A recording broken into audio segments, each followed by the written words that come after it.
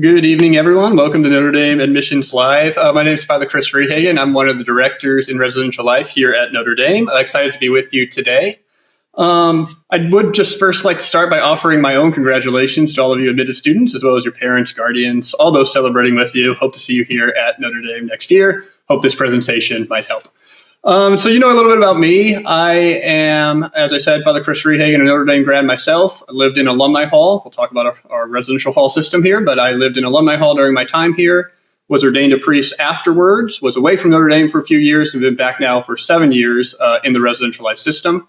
5 years, I served as the rector of O'Neill Family Hall, so another one of our halls on campus. And then the last 2 is one of the directors in residential life. So I supervise some of our hall system. And I have with me 2 distinguished guests here today, and I'll let them introduce themselves. So. Hi, my name is Megan Moore. I am the rector of Lewis Hall, one of the women's halls on campus. And I've been the rector for about 6 months. But prior to that, I have about 10 years of experience in teaching high school theology and working in campus ministry and youth ministry. So young people definitely have a place in my heart. And Notre Dame is such a special community to be a part of. It's been a really great year so far. Amazing. Hi, I'm Karina Duffy. I serve as an RA in Lewis Hall. I study neuroscience and theology, and I'm originally from Camarillo, California. Karina did such a good job last week. If you watched the science episode, we brought her back. We didn't actually know when we asked her to be here. But we're happy to be here today. I'm going to start with a brief presentation, have some slides prepared, so we'll go through them.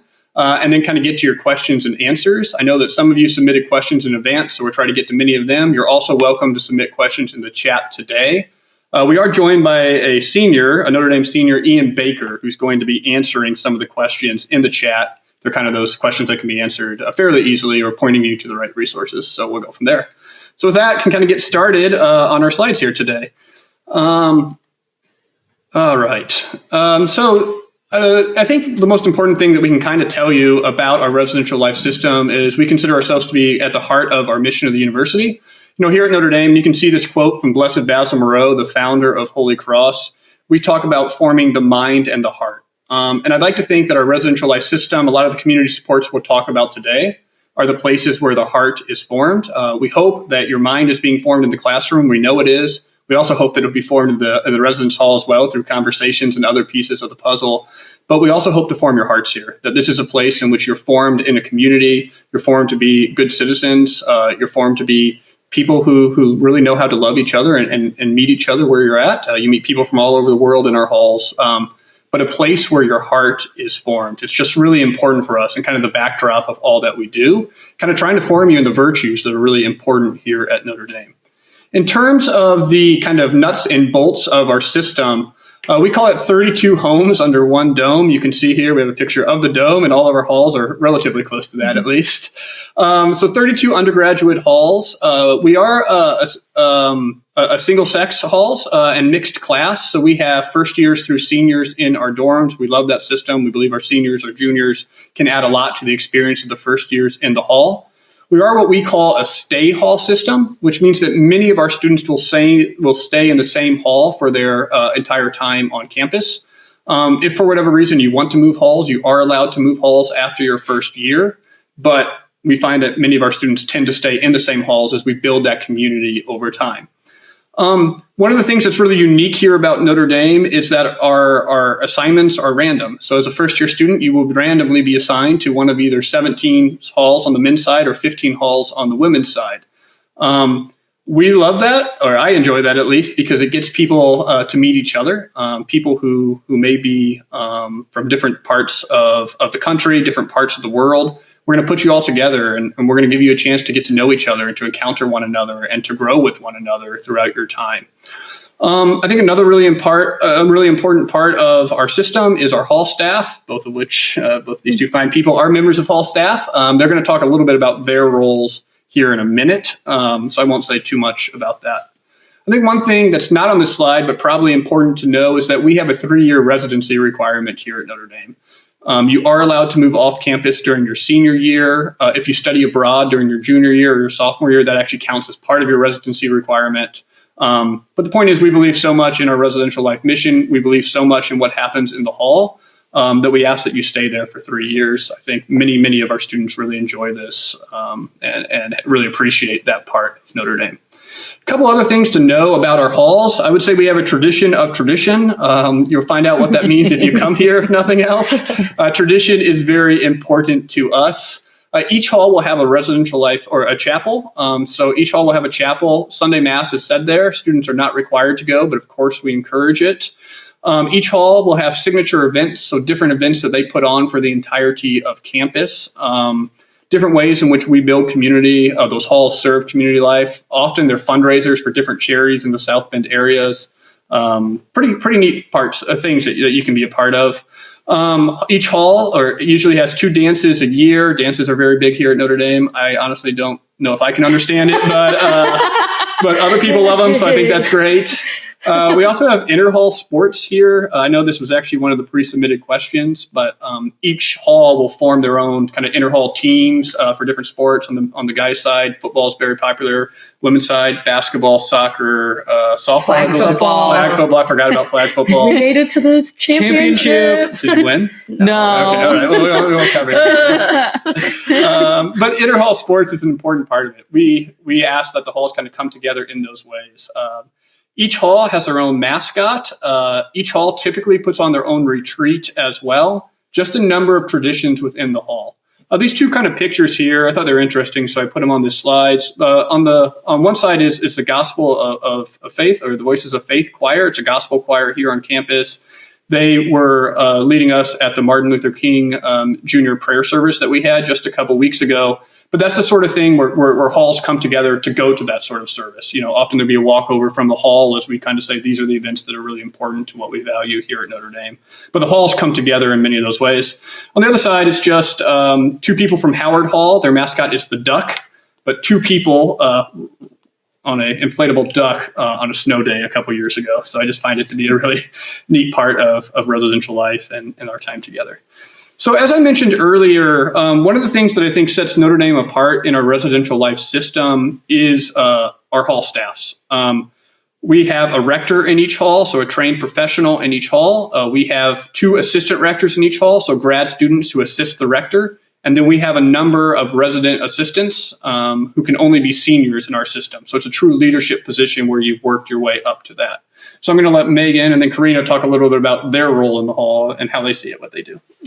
Yeah, so as the rector of Lewis, I am the head of our community. We have about 270 women living together. That includes our 8 RAs who are on staff. So those are seniors that applied and were hired for those leadership positions. And then I am assisted by 2 graduate students. And we really take very seriously the idea of our hall being a community. I, as the rector, am first and foremost a pastoral leader. I am accompanying residents and walking with them, sometimes through little things like figuring out the best way to get from one end of the campus to the next, and like maneuvering just the logistics of that. And sometimes as big as like the loss of a family member or walking with them in tragedy and everything in between. There's also a lot of celebration that happens. One of the hallmarks that I think is really important is that rectors know each and every one of their residents by name. The secret is we actually have a photo roster that we study, and I had my staff study it as well so that we can get to know you and that you are seen and a valued part of our community. With that comes community builder. So we do a lot of really fun things in Lewis. I think Karina can attest to all of the joy and merriment in our hall. And then there's, I would say, like the not so fun side, which is administrator. I do a lot of paperwork, and I like a lot of paperwork. Someone's got to run the dorm. Somebody's got to run. Yeah. So like if there are things that go wrong, if a work order needs to be put in, maintenance, I'm the one who oversees all of that. And it's really important because I know you as a person. And so when you say, hey, Megan, my sink is acting weird, you trust me that I'm going to take care of it quickly. And I do because it's my job. And last but not least, a trusted resource. My home, which is in our hall, is a safe space. And I would say the same is true for any one of our hall staff, that we are a resource for you. And that is why we have chosen to share life with you. That's really the model that we live by. Yeah. And as an RA, I don't have to do as much paperwork, thankfully. But I do have the gift of being a person of presence. I think that is the biggest role of being an RA, is having the privilege to be a friend to the people in our section. So each RA has a different section of the hall, and we have all of our people memorized, and we know them by name, and we help facilitate an environment where they are seen and loved. And also a unique part of being an RA at Notre Dame is that we really do facilitate culture. Like, just the way we show up for our residents, the way we speak, how we live really shapes the way that the dorm breathes and lives in and of itself. And the privilege to be able to put on some fun events. Last night, we always have after Mass. You can say it. It's okay. We do third floor. We do mocktails after Mass. So we try out a new mocktail, no alcohol, just the other good stuff in it. And we just talk.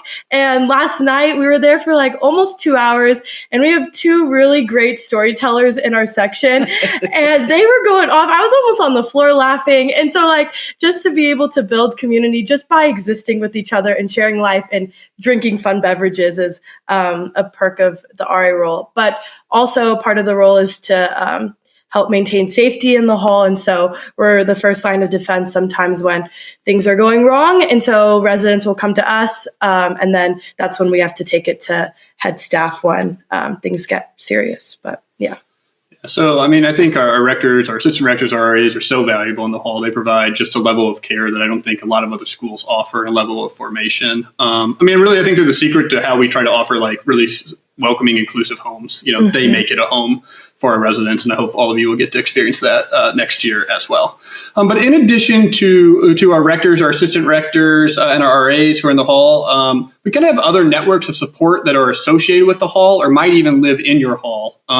We have priests in residence in many of our halls, including the women's halls. So they live in, we'll often say many of the masses there, kind of just be involved in the community in different ways. They usually have different roles on campus, but present in the dorm.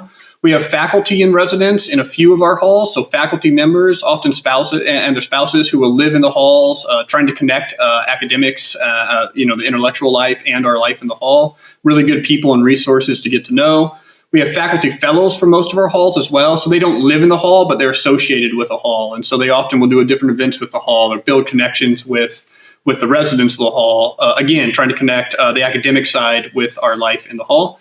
And staff in residence as well. So different staff members who, actually in this case, all of them who are in there now have retired from the rector role and are just really good resources and people to know. So just ways in which we try to offer, I think, more of an expanded network of support. This is a picture of Carol Latronica, a former rector of Welsh Fam, who's now one of our staff in residence, and her dog, Callie.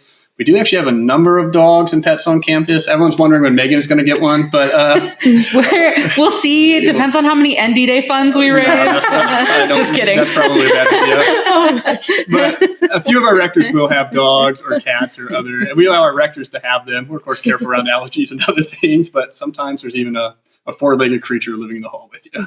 So that's kind of at least the nuts and the bolts of what we wanted to present today, but really want to take most of the time to present your questions here, or to answer your questions here.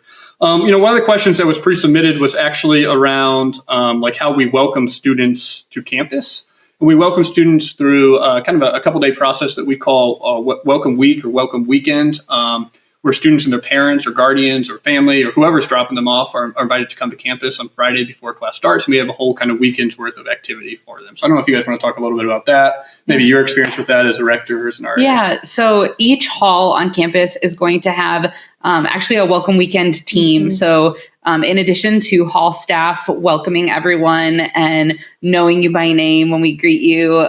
There are additional students, usually sophomores and juniors, who have elected to move in early, and their sole job is to welcome you with joy and enthusiasm, and help you settle in and feel at home.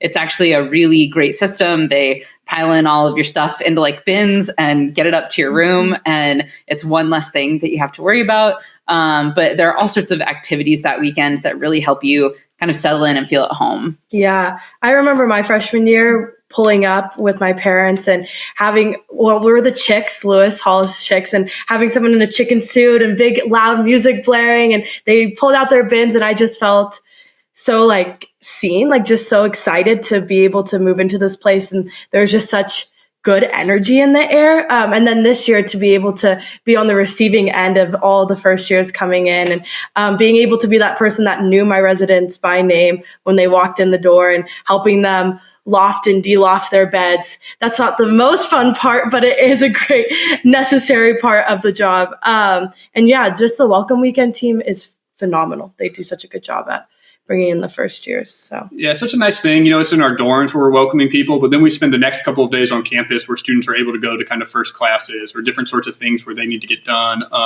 Parents, guardians, family members are invited as well. So they might go to kind of their own, I don't know if orientation is the right word, but their own set of like talks, their own set of getting used to their student, understanding a little more about what their student's going to go through. So just the process to get everyone feeling comfortable before classes start, and kind of parents and guardians go home and we kind of get in life in the hall. So I think a really good experience in that regard.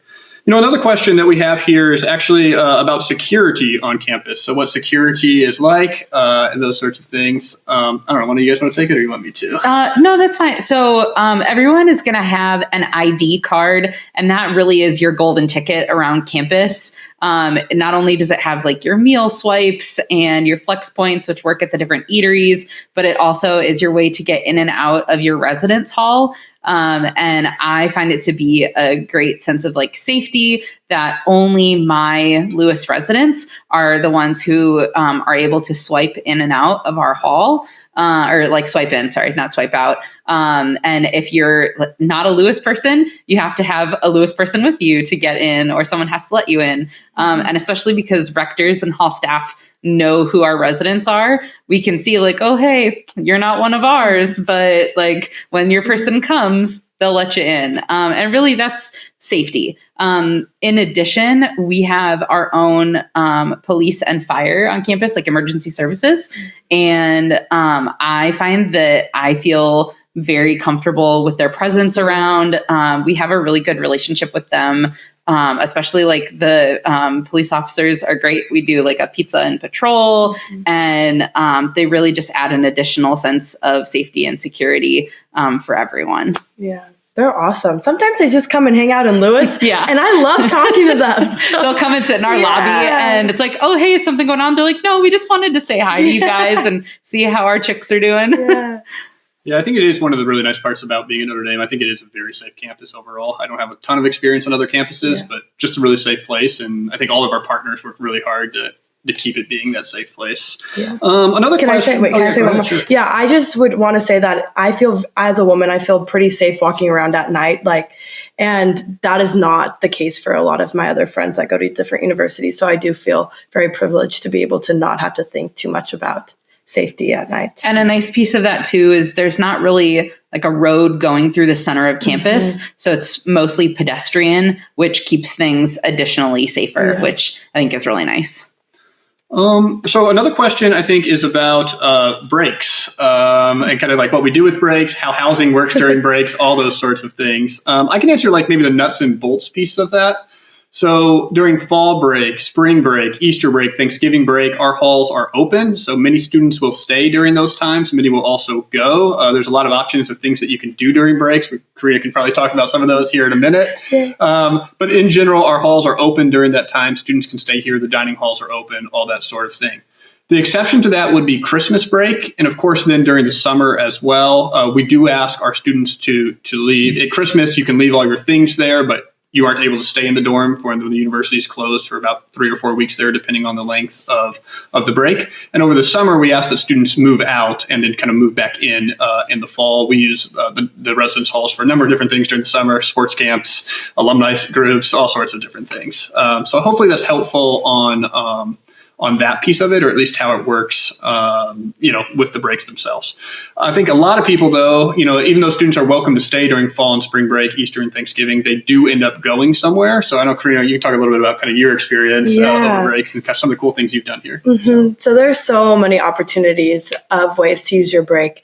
And some of my favorites have been going on immersion trips. The Center for Social Concerns is a center here that is involved in social justice work. And so you can go do an immersive week. I was in Chicago my freshman year and meeting with different community partners and community organizations discussing how they uphold the dignity of life in the work that they do. Last year, I traveled to St. Louis and did a immersion trip there, talking about how poverty and racism affects the community that we visited. And I've also been on a pilgrimage to El Salvador through campus ministry. And so there's a lot of really phenomenal ways to be involved during fall and spring break that you can get financial support for it. So sometimes people think that people do have financial issues. I know for myself, the campus ministry trip, I wouldn't have been able to go if I wasn't able to have financial assistance, and the university is very good about offering that. Also, a lot of people go home during breaks or travel to friends' houses for Thanksgiving break. Freshman year, I couldn't go home because it would just been too expensive to go back to California. And so I went to Jeff City, Missouri. That's where I'm from. To visit a friend and spend Thanksgiving with her family. So that's also the cool part about being at Notre Dame, is that there's a lot of people that are from different places. And so you can go travel home with them sometimes. There are still a number of students who opt for one reason or another to not leave campus during those breaks. And there's always a member of head staff who is on duty during those breaks, keeping things kind of running in the halls. I had the pleasure of being around during fall break. It happened to be bookended by home football games. And so it just made sense to stay on campus. And we had a number of students in Lewis who chose to remain. So we had a pretty fun week. I ordered a bunch of Chipotle. We had some fun and games. And so it was I would say more relaxed time to be able to build community and spend time together than having like classes during the day and stuff. So there are a lot of different ways that you can choose to spend breaks, whether you stay on campus or leave. Mm-hmm. Great. Another question, or a couple questions around like curfew hours or visiting hours, or how visitors work in the halls. You guys want to talk about your experience with that? You can talk about so there's a word in our lexicon. It's called parietals. Parietals is basically our term at Notre Dame for what are visiting hours. And it's a lot of it is for safety, but also just a sense of community. So Sunday through Thursday evenings, parietals begin at midnight and then end at 9 a.m. the next day. Yes. And then on Fridays and Saturdays, it's 2 a.m. to 9 a.m. the following day. And it's not, we don't go through and do bed checks or anything. That's too much. That's a lot of work. It's more so just making sure that, like, if, for instance, in Lewis, if there was a young man who had been spending time in the hall, that at that time he would either go to a 24-hour space, which are predetermined. They're usually like on the first floor or in the basement, like a lobby or a lounge, or that he would return to his own hall. But it's really just a chance for us to like call it a night and say, all right, it's just us people in Lewis now, right? Yep. Take a deep breath. Yeah. We can be together. Yes. And it also is quiet hours. So once midnight happens, everyone has to be a little bit quieter in the halls. I've been trying to go to sleep and you guys are awesome. Thanks for chatting, but I need to sleep. And everyone's usually good about being quiet after that time. But it's a way for the dorm to take a rest in whole. Great, thanks. I think we had a number of questions about, like, are our assignments really random? The answer to that is yes, the assignments are random. We don't do, as many universities do, we don't do surveys. to ask preferences or anything like that. People are pretty much just randomly put in. I mean, if there are medical accommodations that you might need and maybe certain halls can meet those accommodations, that goes through our accessibility center here on campus. Of course, those things might reduce down the randomness of your assignment, if you will, but otherwise it really is completely random. Timeline-wise, after you've, accepted your admission to Notre Dame, in May and that sort of time, will the Office of Housing reach out to you? You'll need to register for housing, sign up for housing, sign a housing contract. And then over the summer months, you find out who your roommate is. I think we typically do that late June, maybe very beginning of July. Do you remember? I think it was late June that we announced what hall you would be in and who your roommate is, because I got a flood of emails of people just so very excited. And honestly, that brings me joy too, because it's like we just like feed into each other. So it's good. Yeah. So I think, I don't know, is there other stuff we should be saying about the random roommate piece? I'm trying to think. I think so. While it can be intimidating, it really does foster this beautiful sense of community. Mm-hmm. I know in Lewis, there have been so many, like, I would say serendipitous or like providential pairings of people, or you end up living across the hall from like somebody who knows somebody who knows somebody who knows you. And it's like, oh my gosh, what a small world. Mm-hmm. But that really is kind of a hallmark of the Notre Dame family, is you're not so far removed from everyone. And yeah, it's really special to kind of witness that unfold. Yeah, I would say too, for me, I was one of the privileged ones to be able to have a random roommate that really worked out. She's my best friend and one of the closest people to me. And we probably wouldn't have met if it wasn't for us being random roommates. And so I'm really grateful for that. But also sometimes personalities don't match. And like, that's also a growing opportunity to learn how to live with someone that isn't like you or lives a little bit different. And so there's so much opportunity with the random roommate to grow, to be a little bit more mature. And it's an awesome opportunity. Yes. I think also one of the roles of staff is kind of helping people work out those conflicts. Yeah. Like, we're not going to lie to you. Not every roommate relationship is going to be great right off the bat. And so it's like learning to live together, and it's the role of the hall staff to kind of mediate those conversations, to help with those conversations, to ask people to grow. So I know you guys probably do a lot of that this year, huh? Yeah. And I think it's common. It happens in every hall. It's not necessarily more common in women's halls or men's halls. But we as hall staff are trained and are willing to and happy to accompany you on kind of navigating that. Because for some of you, this is the first time you've shared a room with somebody. And that can be hard to figure out, like, how do you exist in this space and coexist well? And we do our best to make sure that, like, everybody is comfortable, feels safe, and is content. Yeah, and I think the other thing too is people do ask this, like, those roommate pairings do not continue into your sophomore year or your second year here on campus. Mm-hmm. You're able to choose your own roommate. Then you're also able to choose your own hall if you'd like to transfer halls. We have a whole process for that. Again, not many of our students do. I'd say under 10% end up transferring halls. Yeah. I mean, that may even be high, but end up transferring halls. But you're able to do that if you'd like. You can choose the roommate you want at that point. Although I'm actually surprised, when I was a rector, I was surprised how often those pairings didn't work out compared to first year pairings. Sometimes you shouldn't live with your best friends. Just a piece of advice there. So as we go. Sometimes there's too much together time. Yeah. So we'll see. Valid. So I think that was good on that part. I'm just looking at these other questions, what might be most helpful. They want to talk a little bit about, or someone asked a question about leadership roles within the dorm for students, aside from being RAs. Maybe it gives us a good chance to talk about Hall Gov and that sort of thing as well. You want to talk about that? Yeah. Hall student government? Yeah. Hall government. I wasn't super active in that. That's okay. Yeah. So each hall is going to have their own hall council. We have a president who's elected, typically two vice presidents, because junior year is like a study abroad year where somebody might serve in the fall as vice president and then goes abroad for the spring, and then vice versa.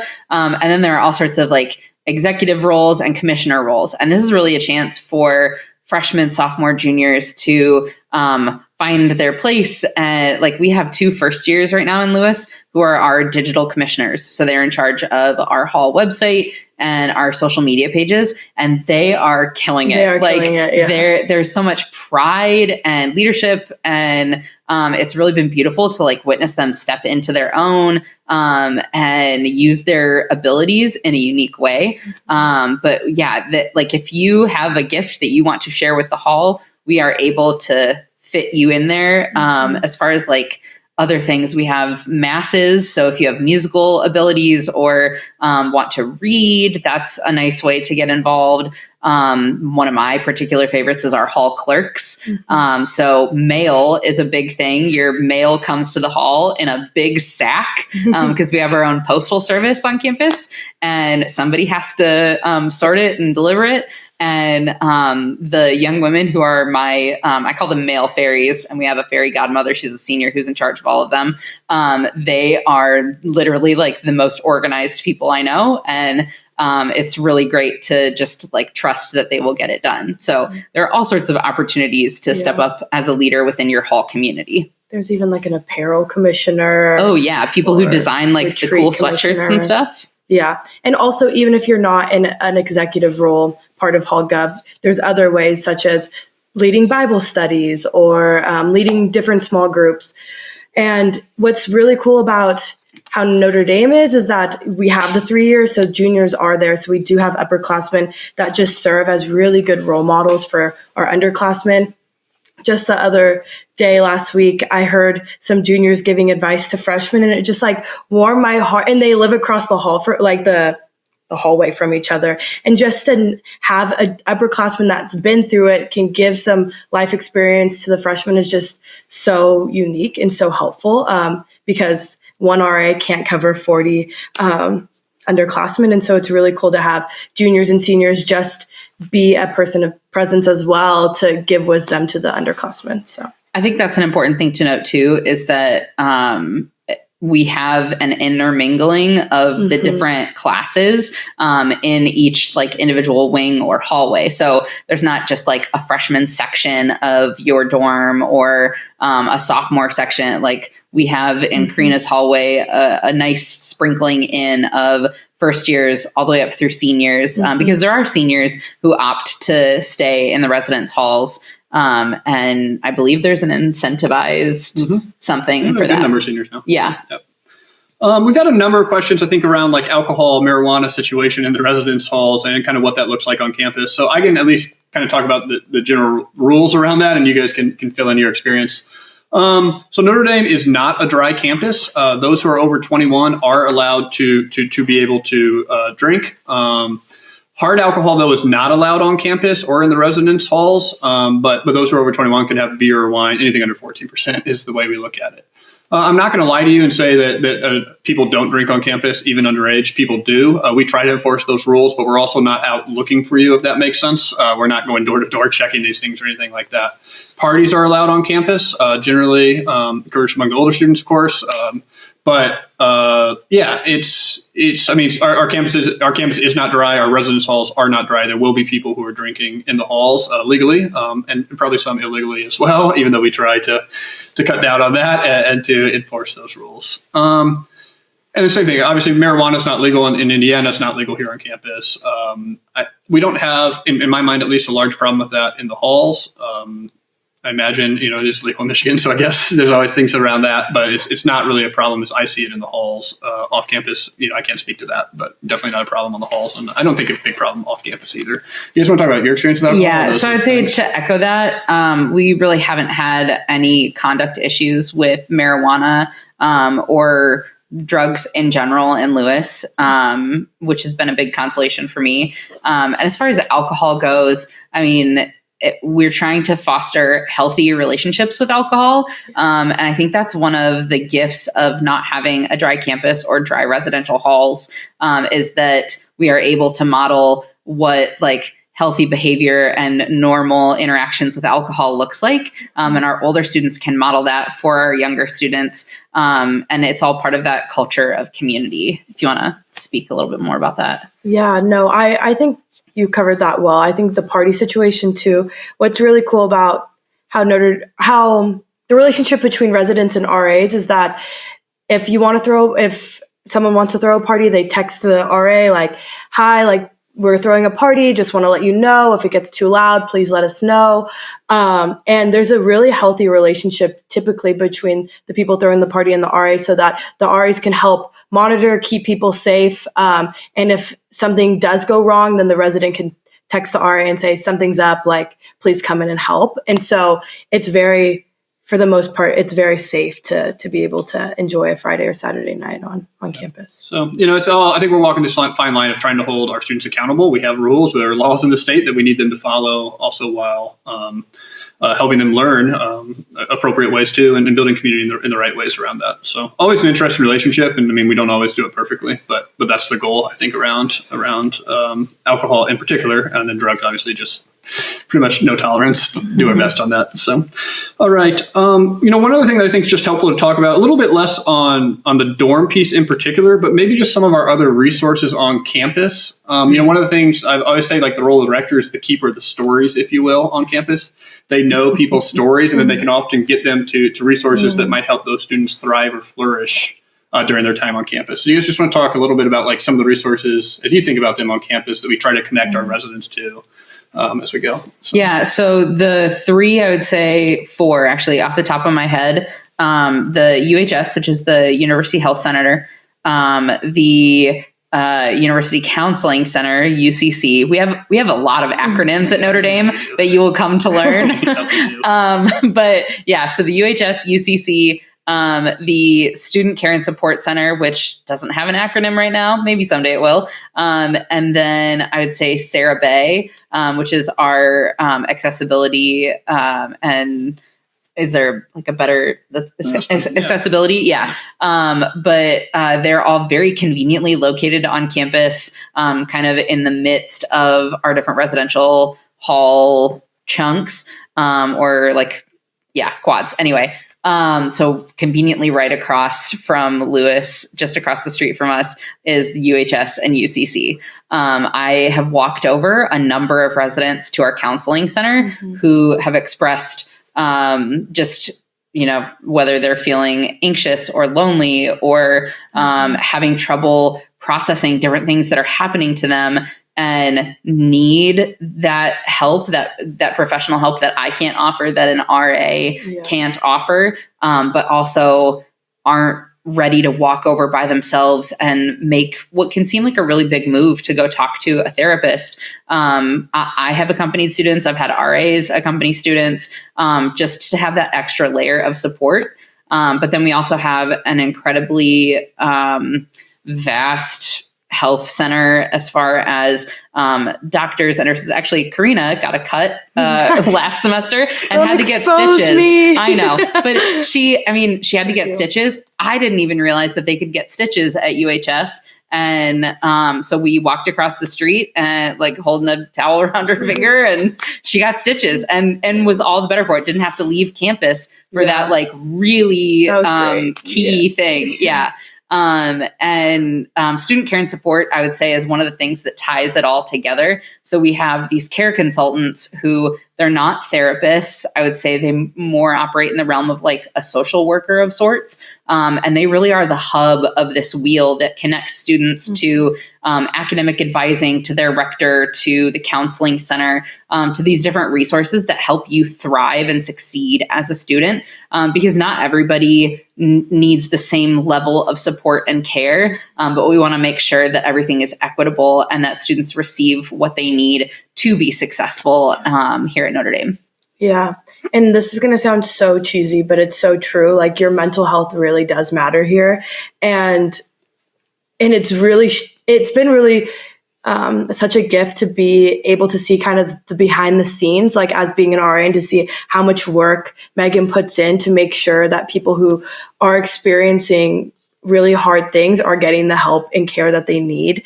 And like being reminded and being held accountable of like healing is possible, but like we need to start having the first forward steps of walking towards that healing. And there is a lot of resources here on campus that sometimes go untouched with that. I know for me, I struggled with my own eating disorder freshman year, and the UCC was really helpful for me for starting off that journey to then go into more in-depth recovery. And just to know that we have that on campus is really good. Yeah. Yeah, when I think of some of the other resources too, things like campus ministry, a lot of our students, you were involved there, could go over and get involved there. A lot of deep questions. I mean, we have people in the hall who can have those questions. Most of our rectors are trained theologians in some way or another as well. But, there are different people to have those conversations with. I think of like our partners in academic advising. You've heard a lot about that.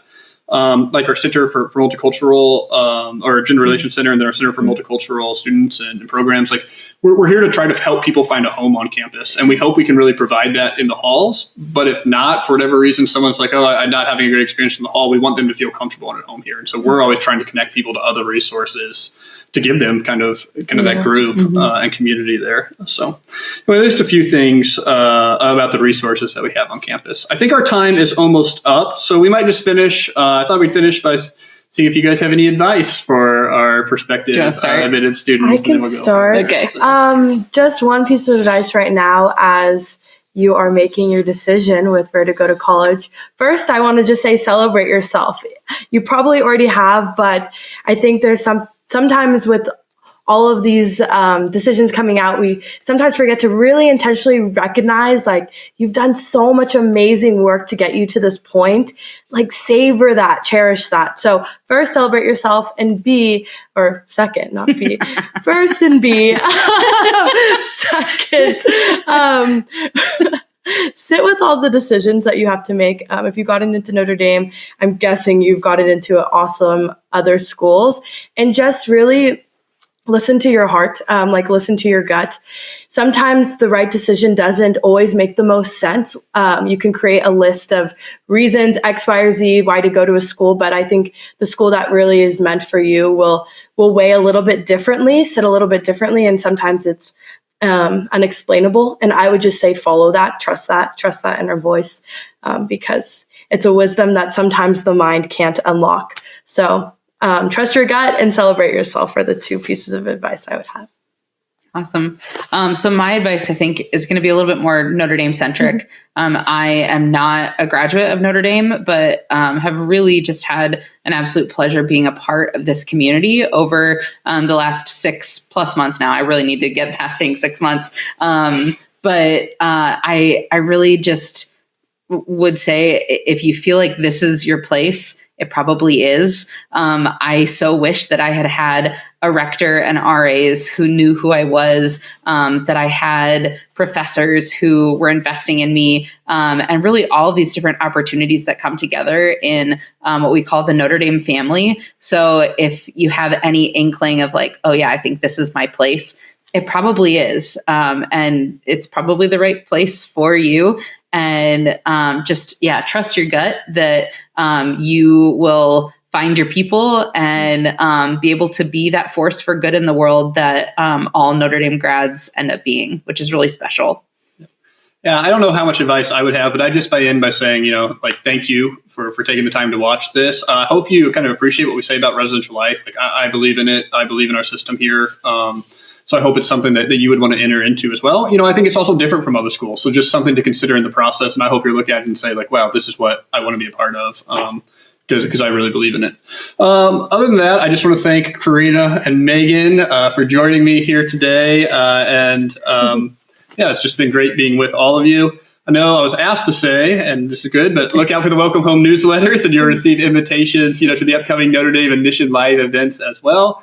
The Welcome Home website is going to be a wonderful resource for you, and we really hope you're able to attend the Admitted Students Day in March or April. I think Residential Life will talk for that. Maybe come see a dorm or something like that. That'll be great. If you do have additional questions about Residential Life, you can email us, actually, residentiallife@nd.edu, or just go to our website, residentiallife.nd.edu. Happy to chat.